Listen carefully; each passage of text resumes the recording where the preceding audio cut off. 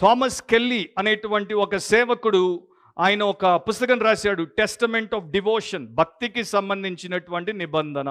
దాంట్లో ఈ ప్రార్థన గురించి ఒక మాట చెప్తాడు. ఏమంటాడంటే, మన యొక్క మానసిక స్థితిని మనము క్రమబద్ధీకరించుకోవచ్చు. మన మానసిక స్థితి ఒక సమయంలో ఒకే స్థాయిలో ఉండనవసరం లేదు. మన మానసిక స్థితి ఒక సమయంలో ఒకటికి మించి 2-3 స్థానాల్లో కూడా ఉండొచ్చు. దానికి అలాంటి తర్ఫీదుని ఇస్తే అది సాధ్యం. సో ఎగ్జాంపుల్ చెప్తాడు. ఫర్ ఎగ్జాంపుల్, మీరు ఆలోచిస్తున్నారు, మీరు ఎవరితోనో చర్చిస్తున్నారు, మీరేదో చూస్తున్నారు, ఏదో లెక్క పెడుతున్నారు, మీరెవరినో కలుస్తున్నారు, మీ యొక్క జీవన సంబంధమైనటువంటి పనుల్లో మీరున్నారు. అప్పుడు మీ మనసు వాటి మీదే మీరు పెట్టారు. కానీ అక్కడితో ఆగిపోకండి. వాటిని చేస్తూ మీ మనస్సులో 2వ స్థాయిని కూడా మీరు ఏర్పాటు చేసుకోండి.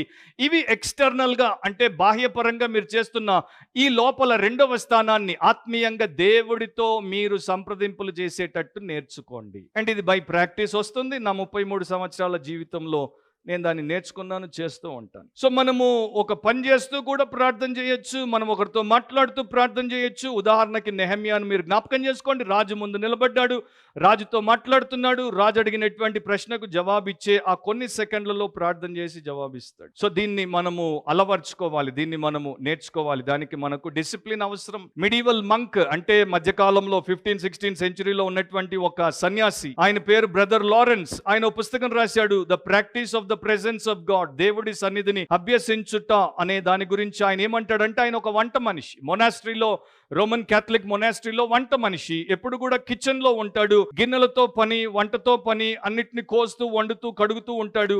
కానీ ఆయన ఏమంటాడు, నేను ఆ సమయంలో కూడా నా చుట్టూ మనుషుల మాటలు వినపడుతున్నా, గిన్నెల శబ్దాలు వినపడుతున్నా, పొయ్యి సెగ వినపడుతున్నా, నాకు చెమట పడుతున్నా, ఆ సమయంలో కూడా నా ఆత్మ నా దేవుడి యందు స్మరిస్తూ ఉంటుంది, ఆయన యందు తరిస్తూ ఉంటుంది అని చెప్తాడు. అని అంటాడు, నేను నిలబడి వండుతూ ఉండొచ్చు, కానీ నిజానికి నా ఆత్మ దేవుడి ఎదుట సాష్టాంగపడి ఉంటుంది. సో వారికి సాధ్యమైంది మనకెందుకు సాధ్యం కాదు? మెథడిస్ట్ మూవ్మెంట్ పితామహుడు జాన్ వెస్లీ కూడా రాశాడు తన జీవితంలో. ఆయన నేర్చుకున్నది ఏంటంటే, నేను ఎక్కడున్నా కూడా, మనుషుల మధ్యలో ఎంత సేవ చేస్తున్నా కూడా, నా ఆత్మను నేను ఎప్పుడు దేవుడి వైపు ఎత్తి పడతాను.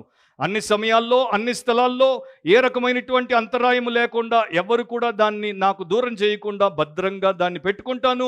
నేను ఇంట్లో విశ్రాంతి తీసుకుంటున్నప్పుడు, నేను ప్రసంగం చేస్తున్నప్పుడు, నేను పుస్తకం రాస్తున్నప్పుడు, నేను గుర్రం మీద స్వారీ చేస్తున్నప్పుడు, ఎవరితో అయినా మాట్లాడుతున్నా, నా హృదయాన్ని మాత్రం నేను ఎప్పుడూ ప్రభు పాదాల దగ్గరే పెడతాను. సో అలా మనం కూడా పెట్టచ్చు. సో ప్రార్థన ప్రతి సమయమందు మనము చేయుట అవసరం.